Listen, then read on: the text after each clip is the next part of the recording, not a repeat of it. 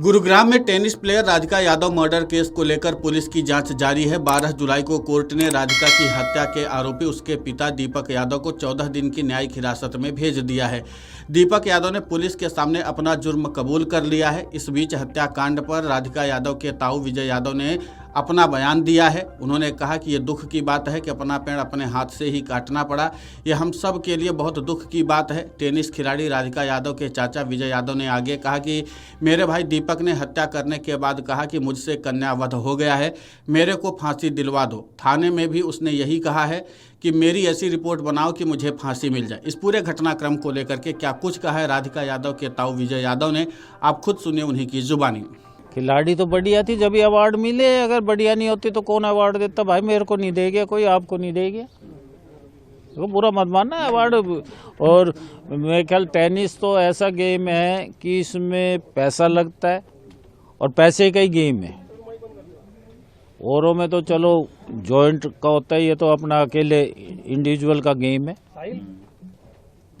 तो इसमें तो इनके पिताजी ने बचपन से सुबह 5 बजे लेके जाता था और शाम को जब तक चलता था, जब तक सब कुछ उसने छोड़ दिया था, कहीं जाना आना सब कुछ छोड़ा हुआ था।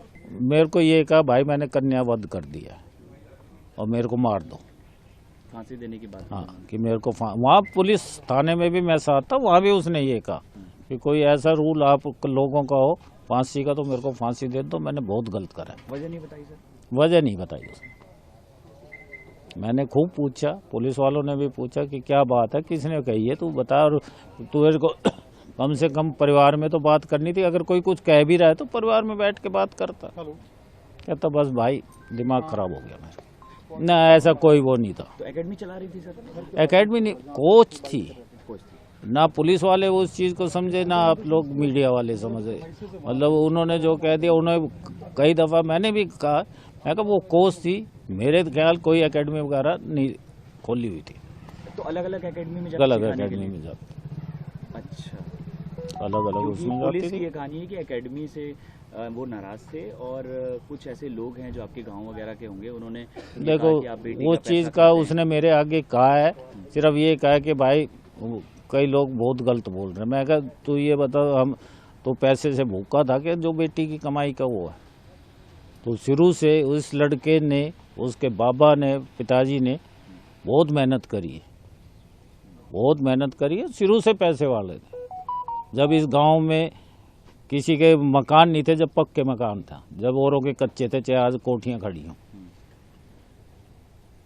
तो अब आप कोर्ट में किस तरह से ये तो वो तो देखो कोशिश तो करी जाएगी। भाई भी आपका ही है, वो वाली बात है ना। अब करी तो जाएगी कोशिश कि भाई सजा तो मिले, पर कम से कम जो इसे एहसास हो रहा है, एहसास से बड़ी कोई सजा नहीं होती। जब अंदर आदमी के खुद को गिल्टी हो तो उससे बड़ी मेरे हिसाब से कोई सजा नहीं होती। तो प्लीज थैंक यू। वहीं राधिका यादव के ताऊ विजय यादव ने आगे जानकारी देते हुए बताया कि जब यह घटना हुई मैं अपने घर पर था। जानकारी के बाद मैं उसके घर गया और फिर दीपक ने मुझे बताया कि मैंने कन्यावध कर दिया है। राधिका और अपने बच्चों के भविष्य के लिए उसने बहुत कुछ किया।